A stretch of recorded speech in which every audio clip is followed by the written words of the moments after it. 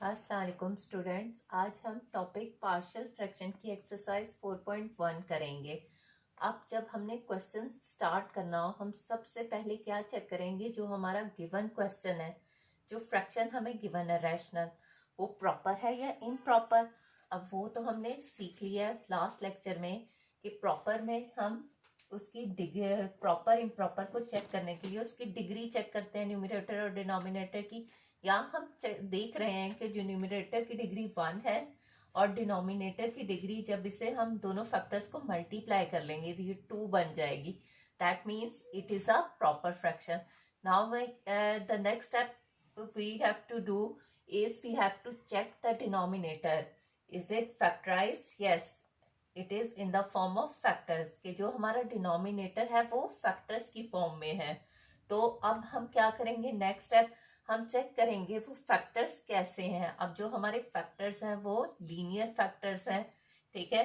जब linear factors को हमने पार्शियल में रिजॉल्व करना हो तो जो मेथड हम यूज करते हैं टेक्निक, उसमें हम दोनों लीनियर फैक्टर्स को किसी एक कांस्टेंट के साथ लिख लेते हैं, ठीक है। फर्स्ट में हम ई ले लेंगे एक कांस्टेंट, और जो सेकंड लीनियर फैक्टर है उसके साथ हम बी ले लेंगे फ्रैक्शन की फॉर्म में, ठीक है।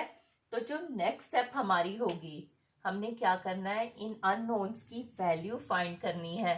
तो हम इसके लिए सबसे फर्स्ट स्टेप जो करेंगे, हमने इसको दोनों जो है हमारी फ्रैक्शंस की राइट साइड और लेफ्ट साइड, उसको हमने एलसीएम से मल्टीप्लाई कर लेना है। और ये जो एलसीएम होता है ये हमारा यही फाइंड आउट होता है, जो हमारे लेफ्ट साइड की फ्रैक्शन के डिनोमिनेटर में फैक्टर्स होते हैं। तो हमने बोथ साइड्स को मल्टीप्लाई कर देना है एलसीएम से।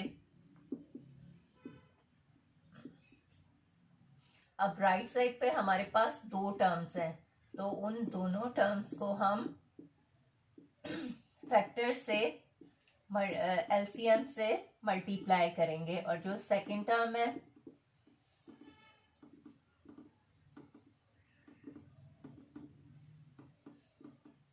उसको भी हमने एलसीएम से मल्टीप्लाई कर दिया। अब हम देखेंगे कौन सी टर्म्स फैक्टर्स जो हैं वो कैंसल आउट हो रहे हैं। ये देखें, ये भी हमारा फैक्टर, लेफ्ट साइड के दोनों फैक्टर्स कैंसल हो रहे हैं, और जो राइट साइड पे हमारे पास x-1 कैंसल आउट हो रहा है, और b के वाली फ्रैक्शन में x-3 कैंसल आउट हो रहा है। अब सबसे पहले हम लिख लेंगे कि कौन से हमारे पास रिमेनिंग वैल्यूज हैं।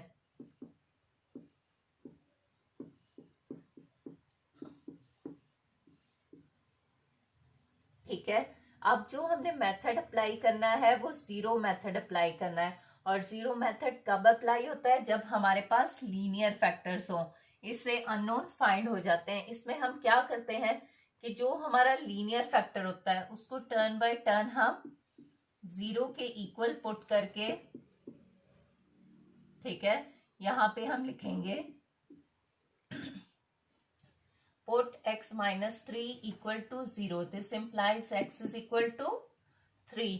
तो इसमें हम पुट कर देंगे राइट साइड पे भी और लेफ्ट साइड पे भी। जहां जहां हमारे पास x है वहां वहां हम x की वैल्यू पुट कर देंगे। ये हमारे पास आ जाएगा 21 माइनस 9 इज इक्वल टू 0, और यहां हमारे पास आ जाएगा 2b, ठीक है।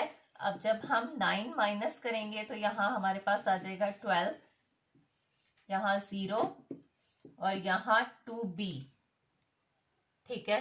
तो यहां पे हमारे पास 12 इज इक्वल टू 2b। जब 2 से डिवाइड करेंगे तो हमारे पास b की जो वैल्यू फाइंड आउट होगी वो हमारे पास हो जाएगी 6, ठीक है। एक अननोन की वैल्यू तो आ गई हमारे पास। अब हमने क्या करना है, जो हमारा दूसरा लीनियर फैक्टर है, एक तो हमारा x-3 था, दूसरा है x-1, अब उसको हमने पुट करना है इक्वल टू 0।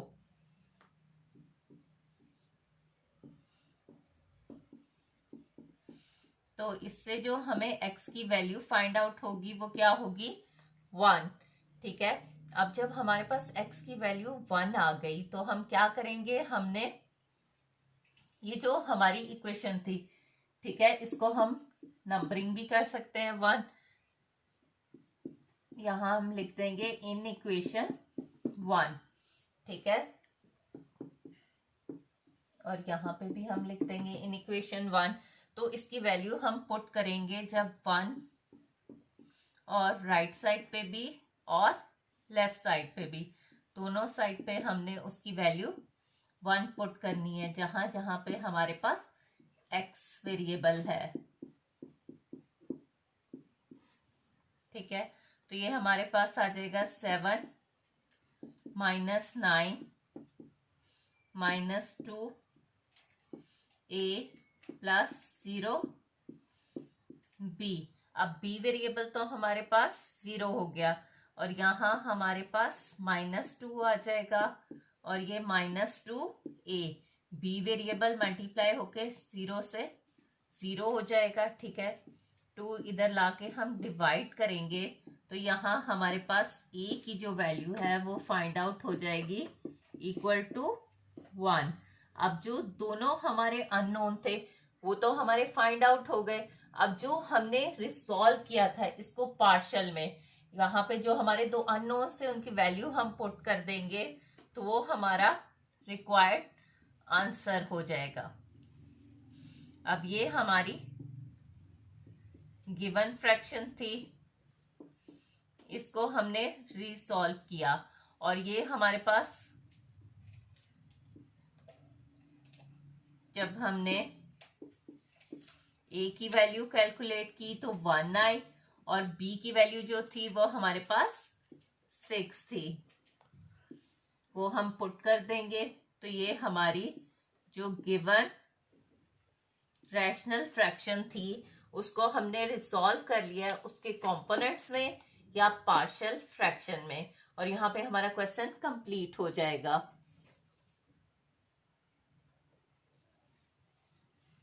जी स्टूडेंट्स, अब हम इस एक्सरसाइज का क्वेश्चन नंबर 3 सॉल्व करेंगे। अब इस क्वेश्चन में भी हम वही जो है टर्म्स जो है वो उसी तरह से चलेंगे कि फर्स्ट हम चेक करेंगे कि जो हमारी गिवन फ्रैक्शन है ये प्रॉपर है या इम्प्रॉपर है। अब देखें, डिग्री ऑफ द न्यूमरेटर जो है डिग्री ऑफ द डिनोमिनेटर के मुकाबले में कम है, लेस है, इसलिए ये हमारी प्रॉपर फ्रैक्शन है। अब इसको हम रिसॉल्व कर सकते हैं पार्शियल में, लेकिन उससे करने से पहले हमने चेक करना है कि जो डिनोमिनेटर है वो हमारा फैक्टराइज तो नहीं होता। देखें, ये हमारा फैक्टराइज हो रहा है, तो पहले हम इसको फैक्टराइज कर लेंगे। देखें, यहाँ आपका फॉर्मूला अप्लाई हो रहा है ना, तो इसको फैक्टर्स में हम x - 1 x + 1 लिख सकते हैं ना, तो ये हमारा फैक्टराइज हो गया। अब ये हमारे फैक्टर्स क्या बन रहे हैं, लीनियर फैक्टर्स। तो जब हमने लीनियर फैक्टर्स डिनोमिनेटर के साथ उसको पार्शियल में रिजॉल्व करना हो तो हम क्या करते हैं कि जितने हमारे लीनियर फैक्टर्स होते हैं उतने हम अननोन कांस्टेंट्स ले लेते हैं। अब हमारे 2 लीनियर फैक्टर्स हैं तो हमने 2 अननोन कांस्टेंट ले लिए। अब देखें, यहाँ नेक्स्ट स्टेप हमारी क्या होती है, पार्शियल में रिजॉल्व करने के बाद हमने अब उसको एलसीएम से मल्टीप्लाई करना है, और एलसीएम हमेशा हमारा लेफ्ट साइड की फ्रैक्शन में जो लीनियर फैक्टर्स होंगे वो ही होता है। तो हमने दोनों साइड को, राइट को भी लेफ्ट को भी मल्टीप्लाई कर देना है एलसीएम से। अब राइट साइड पे हमारे पास 2 टर्म्स हैं, इसलिए उन दोनों को हम कर देंगे मल्टीप्लाई। जी, यहाँ पे भी हमारे एलसीएम से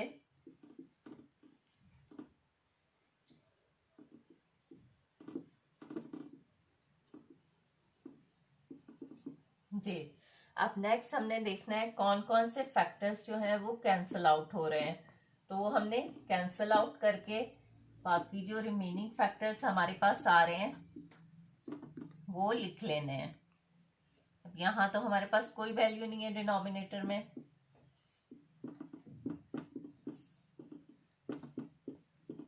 यहाँ x - 1 इंटू b, और इस इक्वेशन को हम नाम दे देते हैं 1। अब हम यहाँ पे क्योंकि हमारे दो अननोन लीनियर फैक्टर्स हैं, ठीक है, तो हमने क्या करना है कि दोनों को जीरो मेथड के थ्रू 1 बाय 1 पुट करके अननोन की वैल्यूज फाइंड करनी है। अब पहले हम x प्लस 1 को 0 के इक्वल पुट कर लेते हैं। This implies x is equal to -1, और ये हम पुट करेंगे इन इक्वेशन 1, ठीक है। अब हम राइट साइड पे भी जहां जहां वेरिएबल x है उसकी वैल्यू को पुट कर देंगे -1, और राइट साइड पे भी।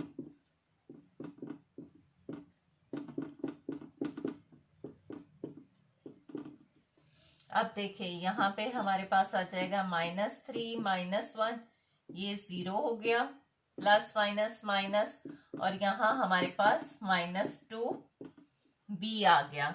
अब लेफ्ट साइड पे माइनस माइनस प्लस होगा, साइन माइनस का आएगा, ये 0, और यहाँ प्लस माइनस -2b हो गया। अब यहाँ पे जो हमारा अननोन है b, ठीक है, वो हमने क्या करना है, उसके साथ 2 मल्टीप्लाई हो रहा है, इधर आके डिवाइड हो जाएगा। This implies b is equal to 2, ठीक है, क्योंकि जब कटिंग करेंगे 2 2s are 4, माइनस माइनस से कैंसल आउट हो जाएगा। अब जो हमारा दूसरा लीनियर फैक्टर है अननोन b के साथ, अब उसको हमने जीरो मेथड अप्लाई करना है, यानी उसको पुट करना है equal to 0। This implies x is equal to 1 in equation 1। इसको हम इक्वेशन 1 में पुट करेंगे, और वही प्रोसीजर होगा हमारा कि हमने लेफ्ट साइड पे भी पुट करना है और राइट साइड पे भी, जहां जहां वेरिएबल x अकर कर रहा है। अब देखें नेक्स्ट हमारा हो जाएगा,